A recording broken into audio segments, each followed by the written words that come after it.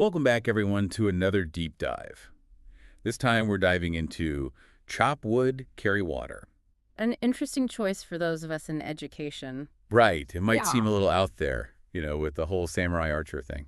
Yeah, not exactly your typical professional development book. But stick with us on this one, okay? Because there's some surprisingly relevant stuff in here for school leaders. Yeah, the book uses the story of a young guy named John who wants to become a samurai archer as a metaphor for, like, the whole leadership journey. And all the stuff he learns along the way about, chopping wood and carrying water. All those seemingly, mundane tasks. They actually turn out to be the key to becoming a great leader. It's kind of a brilliant setup, right? Because it forces John, and like us as readers too, to really think about what we assume leadership is all about. Like we tend to picture, the big decisions, the inspiring speeches. But this book is like, hey, hold on a sec. True leadership starts with mastering the basics. Yeah, the fundamentals. Okay, I'm starting to see where you're going with this, but help me out here. How does chopping wood and carrying water translate to leading a school? Well, think about it for a second. Okay. As school leaders, I mean, how often are we just bombarded with like a million different tasks? Oh, yeah, all the time. And let's be real, a lot of them aren't exactly glamorous. Definitely not. Budgets, logistics, parent concerns, discipline issues. It's like a never-ending to-do list. You're telling me it's so easy to get bogged down in all that and lose sight of the bigger picture. And that's exactly what this book, Chop Wood, Carry Water, is getting at, right? That's it. It's saying that those seemingly mundane tasks are actually the foundation The bedrock. upon which strong leadership is built. It's like, just as John had to master those basic tasks, like chopping wood, carrying water, to build the strength and the discipline to become a samurai archer, We have to master the essential tasks of school leadership. even when they're not glamorous. Right. To create a thriving school community. And the story of Coda really brings this home. Oh, yeah. Tell me about that one. So Coda, this guy spends years building a house brick by brick, Okay. but he doesn't even realize he's building his own home. Wow. It's not until he places that final brick that it hits him. The magnitude of what he's created. Exactly.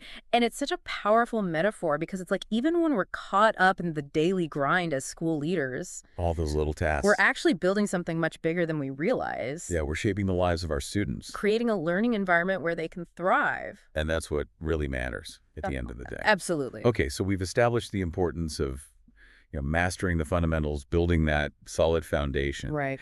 But what about the temptation to just focus on the end goal?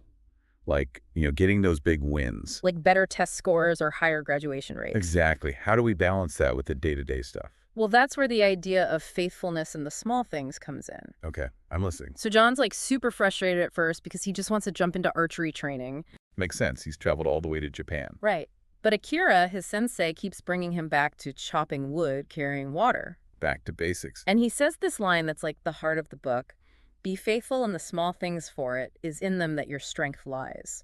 That's good. Right. And for us as school leaders, that means staying focused on those core tasks, even when they seem kind of small compared to our big, hairy, audacious goals. So it's about choosing to focus on those things, even when it's tempting to get distracted by the next shiny new thing. Yeah. How many times have we fallen for the quick fix, the latest educational trend? Oh, I've been there. We've all been there. But you know what this book's saying is that real lasting change, The kind that really makes a difference. it comes from consistently doing those essential things. Building strong relationships with our staff and students. Creating a culture of high expectations. On continuous improvement. It's those small, seemingly insignificant actions, when you do them consistently over time, They add up. they have a huge impact. And this story of Ingvar Kamprad, I love this one. Oh yeah, the IKEA guy. Yeah. He started his whole business by selling matchsticks. Imagine that, right? It's such a good reminder that you don't always have to start big. You can achieve massive things by focusing on those small, incremental steps. Being faithful in the details. It's not always about the grand gestures. It's about consistency and dedication. building something brick by brick, matchstick by matchstick. And this brings us to one of the most important lessons for school leaders, I think. What's that? Patience Oh, yeah. and the power of process. John is so obsessed with how long it'll take him to become a samurai archer. And what does Akira say? He's 10 years, 10 years. regardless of how much he practices. Wow, that must have been a bit discouraging for John. You think, But there's such a deep lesson there, About right? trusting the process and embracing the journey. It's not just about the destination. It's about how you get there. Akira is trying to shift John's focus away from the end goal and onto the process itself. Yeah, like true mastery isn't about achieving a specific outcome. It's about embracing the journey of continuous learning and growth. It's like that saying, keep your eye on the prize, but don't forget to enjoy the journey. Exactly. And for school leaders, this means shifting our focus. Away from just hitting specific targets like test scores or graduation rates, And instead focusing on building a culture of continuous improvement. where everyone's constantly learning, growing, becoming better versions of themselves. Now that's a goal worth striving for. For sure. But let's be real here. Okay. It's tough to ignore the pressure to deliver results right.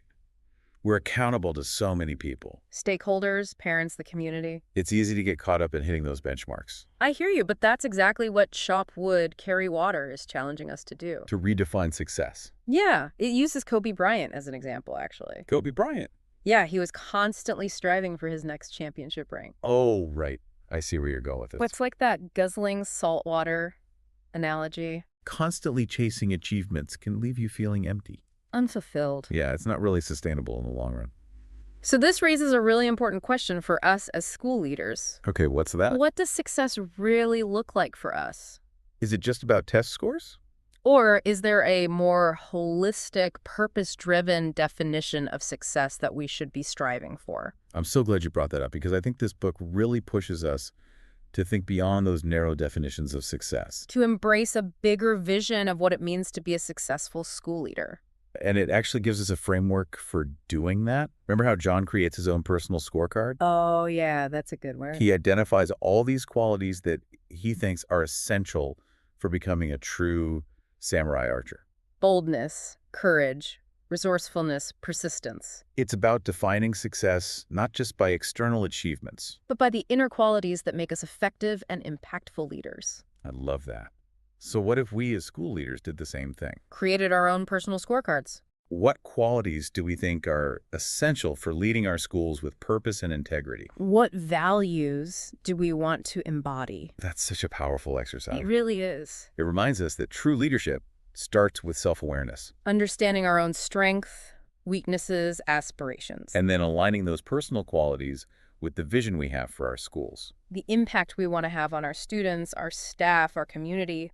This is really making me think differently about how I define success in my own role. Me too. It's not just about hitting those performance targets. It's about creating a school culture. Where students feel supported, challenged, inspired to reach their full potential. And that brings us to another really important aspect of leadership, I think. Which is Being able to manage your own inner state. to stay positive even when things are tough. You know, I was just thinking about that, John. Even though he's making progress in his training, Yeah. he still struggles with negativity and self-criticism. And I think a lot of school leaders can relate to that. Oh, absolutely. We're under constant pressure and scrutiny. It's so easy to fall into that negative spiral. And that's why I think Akira's advice to John is so powerful. What does he say? He tells him to focus on what went well Interesting. instead of dwelling on what he did wrong. He's shifting his attention to what he did right. Exactly. And it's not just about dismissing John's struggles He's giving him a concrete strategy for managing those negative thoughts. and cultivating a more positive mindset. And he takes it even further by having John keep a what went well journal. Such a simple tool, but so effective. I know. Each day, John writes down 3 things that went well, 3 things he did well, Okay. and then he identifies 2 areas where he could grow He's training his mind to focus on the positive, to acknowledge his successes. and to see setbacks as opportunities for learning and improvement. Imagine how powerful that could be for school leaders. I know. We could use it to reflect on our own leadership, Celebrate our successes. identify areas where we can grow. And we could even encourage our staff to do the same. Oh, yeah. It could be a way to foster a culture of positivity. Collaboration and continuous improvement. It's about shifting the focus from what's wrong to what's working From dwelling on problems to celebrating solutions. and creating a culture where it's okay to make mistakes. Where we see setbacks as opportunities for growth and where we're all learning and evolving together. And that brings us to another great analogy from the book, Which one? the dimpled golf ball. Oh, I love that one. It's about how those imperfections, those dimples, actually make the golf ball perform better. It seems counterintuitive, right? Totally. But it's a perfect illustration of how challenges can actually make us stronger, more resilient, more effective in the long run. As school leaders, it's crucial to have that perspective. To see challenges not as obstacles, but as opportunities for growth. Exactly. And chop wood, carry water reminds us that true strength isn't about avoiding challenges. It's about embracing them. Seeing them as chances to learn to adapt, to become more resilient. It's about embodying that growth mindset. Modeling it for our staff and students. And creating a school culture where failure isn't a stigma. It's a stepping stone to success. Which leads us to one of the most profound and maybe even challenging concepts in the book. Oh, tell me more. The power of surrender. Surrender. That doesn't sound like your typical leadership strategy. I know, right? Yeah. It sounds kind of counterintuitive, but hear me out. Okay, I'm listening. So in the book, John gets so fixated on winning the archery tournament that he ends up choking under pressure. Oh, no. And you know what Akira tells him? What? To surrender the outcome. He's telling John to give up. Not exactly. He's saying that true strength lies in letting go of the need to control the outcome. Interesting. It's about focusing on the process, doing your best. And then trusting that the results will follow. It's such a powerful idea. It really is. It's about shifting our focus from the destination to the journey, from obsessing over the results to mastering the process. And that can be really hard for school leaders. Especially with all the pressure we face. To deliver results to meet those targets. But I think what chop wood, carry water is saying is that by letting go of that need to control everything, we free ourselves up. To be more present, more effective, more responsive to the needs of our school community. It's about trusting our training, trusting our teams, and focusing on what we can control. Building a supportive learning environment. Fostering a culture of growth. Empowering our staff and students. To reach their full potential. It's about letting go of that illusion of control. And embracing the power of surrender. Okay, now this next part is really interesting. What is it? As John's preparing to go back home, Akira warns him about the danger of they. They? Who are they? They represent anyone or anything that tries to hold us back, to limit our vision, or discourage us from pursuing our goals. I see. So in a school setting, that could be anyone who resists change. People clinging to outdated practices. Those who dismiss innovative ideas. The naysayers. Exactly. They are the ones who tell us to stay in our lane, to follow the rules, to not rock the boat. To just play it safe. But chop wood, carry water challenges us to resist that. To resist they. Yeah, to stay true to our vision and to lead with courage even when it's hard. Because let's be honest. Leading real change is never easy. It takes guts. And it takes a willingness to challenge the status quo. To push the boundaries. To pursue those goals with passion and determination. It's about creating a space where they don't have a foothold. A space where we can dream big. Experiment. And embrace the transformative power of change. I like that. And that brings us to the end of John's journey. His transformation into Jonathan. After 10 years of training. He's not just a skilled archer. He's a different person. He's grown so much. He's embraced his potential, integrated all his learnings, and become more confident, more resilient, more purpose-driven. And that right there is the power of the journey. It's a process of transformation. And as school leaders, we're also on that journey. It never really ends. We're always learning, growing, evolving. And it requires both humility and courage. Humility to know that we don't have all the answers. And courage to lead authentically, even when it's tough. So what are your takeaways so far? What's resonating with you from Chop Wood, Carry Water? What insights from this book do you think are most relevant to your leadership journey? And how do you see these principles playing out in your own school? Those are good questions. Let's dive into that in the next part of our deep dive, shall we? Sounds good. You know what really sticks with me? What's up? It's that whole idea of faithfulness in the small things. Oh, yeah. It's so easy to get caught up in the big picture stuff. The systemic changes, the grand plans. But we can't forget about the little things. Those everyday actions. That can really make a difference. It's like that saying, a journey of 1,000 miles begins with a single step. Exactly. And in a school, that could be anything. Like what? Taking the time to really listen to a teacher who's having a tough time. Or consistently acknowledging students' efforts. Little things like that. You can have a ripple effect. Throughout the whole school. And you know what else this reminds me of? What? Shifting the scorecard. Oh, yeah. Akira really challenges John's view of success, doesn't he? He uses Kobe Bryant as an example. All those championships. And he's saying that all that chasing after achievements can leave you feeling empty. Like you're always striving for something more. That really resonated with me because as school leaders, we're constantly being judged on these external markers of success. Test scores, graduation rates, college acceptances. It's so easy to fall into that trap of thinking those are the only things that matter. But chop wood, carry water reminds us that true success goes way beyond those things It's about developing those inner qualities: that make us effective leaders. resilience, integrity, compassion, a growth mindset. Those are the things that really matter. And I think that's an important message for our staff and students, Well, too. absolutely. It's not just about getting the A or winning the game. It's about developing their character. Their resilience, Mm. their ability to learn from mistakes. To embrace challenges. It's about creating a school culture where we value the process of learning, not just the end result. The journey, not just the destination.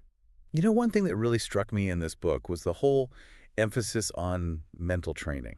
Oh, yeah. Akira talks about our minds like muscles that need to be exercised. He even compares traditional approaches to mental health to, like, Diet Coke. A quick fix that doesn't address the underlying issues. It's so true.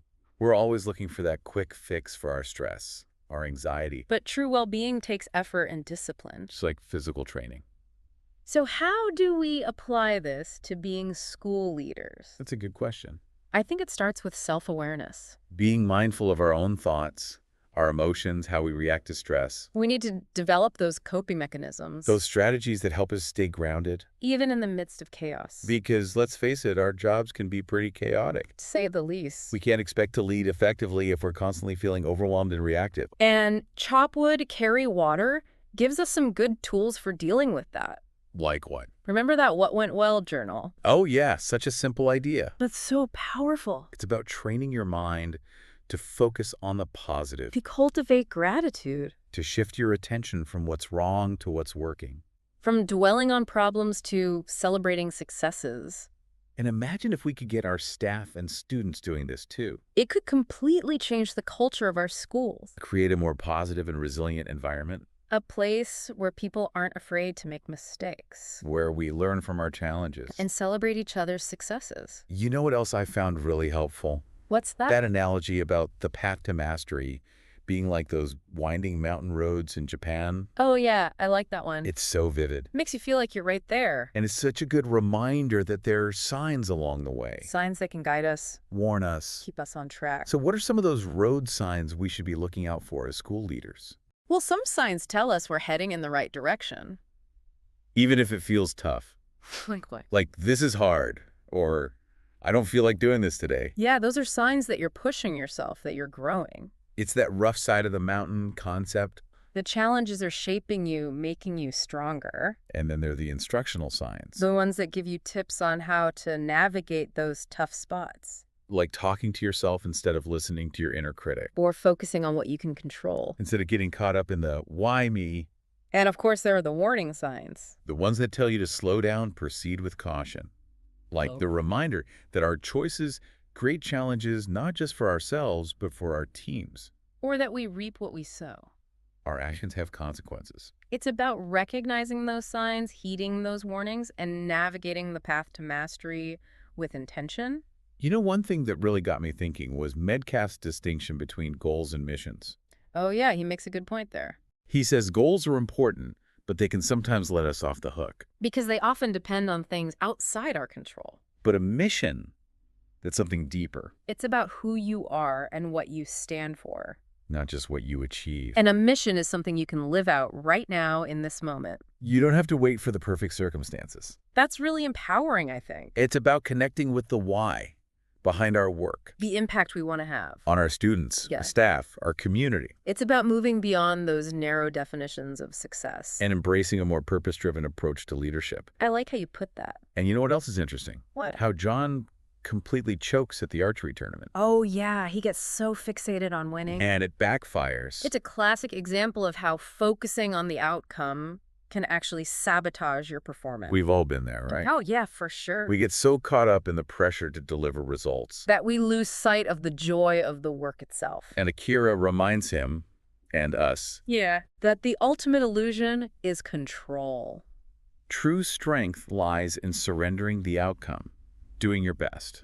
And trusting that the results will follow. I know that idea of surrender can be tough for school leaders. We're so used to being in control. But I think what Medcalf's saying is that by letting go of that need for perfect control, We can actually be more effective. more present, more creative, It's about focusing on what we can control, creating a positive learning environment, fostering strong relationships, empowering our staff and students. and trusting that things will fall into place. And that brings us to that interesting idea of leadership as guest. Oh, yeah. Akira warns John about trying to force his wisdom on others, He says it's about respecting boundaries waiting for an invitation. before offering advice. That's a good lesson for school leaders. We might have the best intentions. But if we try to force change on people, It's probably going to backfire. people resist being told what to do. It's about recognizing that everyone is on their own journey, And our job is to create a supportive environment, where people feel safe to learn and grow. to discover their own path to mastery, It's about shifting from a mindset of control, to a mindset of collaboration, from telling people what to do. to inviting them to join us on a journey of discovery. That's a beautiful way to think about leadership. It really is. It's not about imposing our will on others. It's about creating a space where everyone feels valued, respected, empowered to contribute. And that's what leads to real lasting change. I couldn't agree more. So as we move into the final part of our deep dive, Okay. I'm curious to hear your thoughts on this whole idea of leadership as guest. It's a fascinating concept, How do we balance our desire to lead and inspire? with the need to respect the autonomy of our staff and students. That's the challenge, isn't it? It is. Yeah, it really is a balancing act, isn't it? It is. We want to set a clear vision. We want to lead the way, but But we also want to create a culture where people feel like they have a voice. right, where everyone feels empowered to contribute It's about finding that sweet spot, you know? between guidance and freedom. Providing support, but also giving people the space to experiment. To take risks, to learn from their mistakes. And I think that's where the idea of chop wood, carry water really comes full circle. Oh, yeah. Tell me more about that. Remember how frustrated John was at first with those seemingly mundane tasks? Oh, yeah. He just wanted to get to the archery already. But he eventually realized that those tasks were about so much more than just, building physical strength. It was about developing character resilience, all those qualities that make a true master. And I think that's a huge lesson for us as school leaders. Those everyday tasks, all the meetings, the emails, the paperwork. It can feel like a grind sometimes. It can, but it's actually an But opportunity. to develop those essential leadership qualities, Patience, persistence, attention to detail. all those things that make a good leader. And it's about modeling that attitude for our staff and students, Showing them that we value the process as much as the outcome. that we're in it for the long haul. And that creates a culture where everyone feels empowered to do their best work. I was just thinking about the ending of the book. How John becomes Jonathan. Yes. It wasn't just a name change. It was a symbol of his growth. His evolution over those 10 years of training. He came out of that experience a completely different person. A true master. And I think that's a powerful message for us as school leaders. We're on a journey, too. Our leadership journey, it's never really finished, is it? It's a process of continuous learning. Growth, evolution. And it takes humility. To admit that we don't have all the answers. That we're always learning. And it takes courage. To challenge the status quo. To stay true to our vision. To lead authentically, even when it's hard. So as we wrap up our deep dive into chop wood, carry water, what's that one key takeaway for you? That's a good question. What's that one nugget of wisdom you'll be taking with you? For me, it's the reminder that leadership isn't about the big, flashy stuff. It's not about the quick fix. It's about the slow, steady work. The everyday action. Building a strong foundation. Cultivating those essential character qualities. Staying focused on the process. Even when it's hard, even when it feels like nobody's noticing. It's about chopping wood and carrying water. Day after day. Knowing that those small actions, They make a difference. they lead to extraordinary results. It's about trusting the journey, embracing the challenges, and never losing sight of why we do what we do. Why we chose to become school leaders? It's about making a positive difference in the lives of our students. Creating a learning environment where everyone feels valued, supported, empowered to reach their full potential. And if we can do that, then all the chopping wood and carrying water, all the hard work, all the challenges. It will have been worth it. So as you go back to your schools, your classrooms, your communities, remember the lessons of chop wood, carry water. Embrace the process, lead with intention, and never stop growing. Thanks for joining us on this deep dive, and we'll see you next time.